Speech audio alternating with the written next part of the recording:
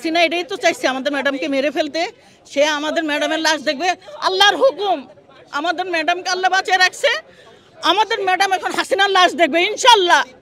আমাদের দেশনেত্রী বেগম খালেদা জিয়া আজকে জানেন যে চিকিৎসার জন্য দেশের বাইরে লন্ডন যাচ্ছেন।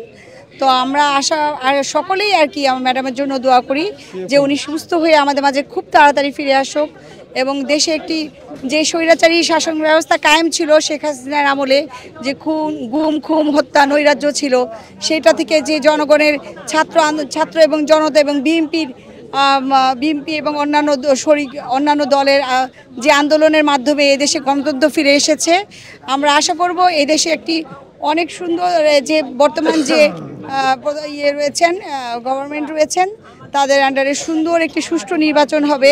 আমরা আসলে একটাই এই দেশের জনগণের অনুভূতি সাথে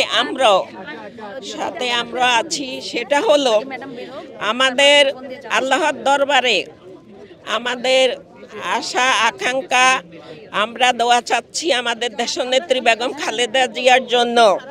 আমাদের একটাই আশা, আমাদের এবং এই দেশের নেত্রী সুচিকিৎসা করে সুস্থভাবে বাংলাদেশে ফিরে আসুক এবং আসার পরে উনি তো আগে সুস্থ হয়ে আসবে, পরবর্তী পর্যায়ে না পরবর্তী কথা। আগে আমাদের নেত্রীকে যে পরিমাণে ক্ষতি করা হয়েছে শারীরিকভাবে মানসিকভাবে, তাই আমরা বলবো আগে আমাদের নেত্রী ফিরে আসুক, এটাই কামনা। আমাদের ম্যাডামে আজকে ম্যাডাম যাইতেছে, আল্লাহ হয়তো কোনো নেক কাজ আমাদের ম্যাডাম করেছে, আল্লাহ তার আশা পূরণ করেছে। হাসিনা এটাই তো চাইছে আমাদের ম্যাডামকে মেরে ফেলতে। সে আমাদের ম্যাডামের লাশ দেখবে, আল্লাহর হুকুম। আমাদের ম্যাডামকে আল্লাহ বাঁচিয়ে রাখছে, আমাদের ম্যাডাম এখন হাসিনার লাশ দেখবে ইনশাল্লাহ। আমরা একের পর এক প্রোগ্রাম করেছি, আমাদেরকে যেখানে আমরা প্রোগ্রাম করেছি তাদের সেই বাহিনী কি বলে, সন্ত্রাস বাহিনী, সন্ত্রাস পুলিশ, স্বৈরাচার পুলিশ আমাদেরকে সবখানে বাধা দিয়েছে, আমাদেরকে কয়েকবার অ্যারেস্ট করেছে। আমি 4 মাস 20 দিন রিমান্ড এবং জেল খেটে বের হয়েছি এবং আমার এই হাত ভেঙে ফেলছে এবং তাদের অনেক অত্যাচার আমরা সহ্য করেছি কোনো রকমে।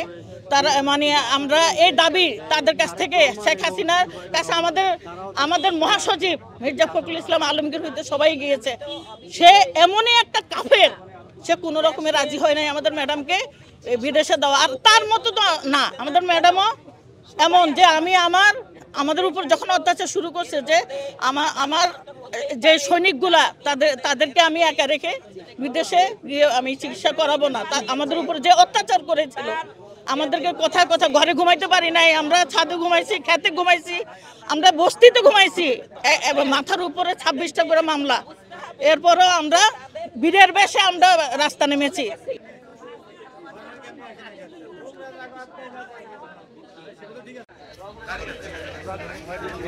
এখন আসলে একটা কিছু বানায় দিয়ে গেলাম।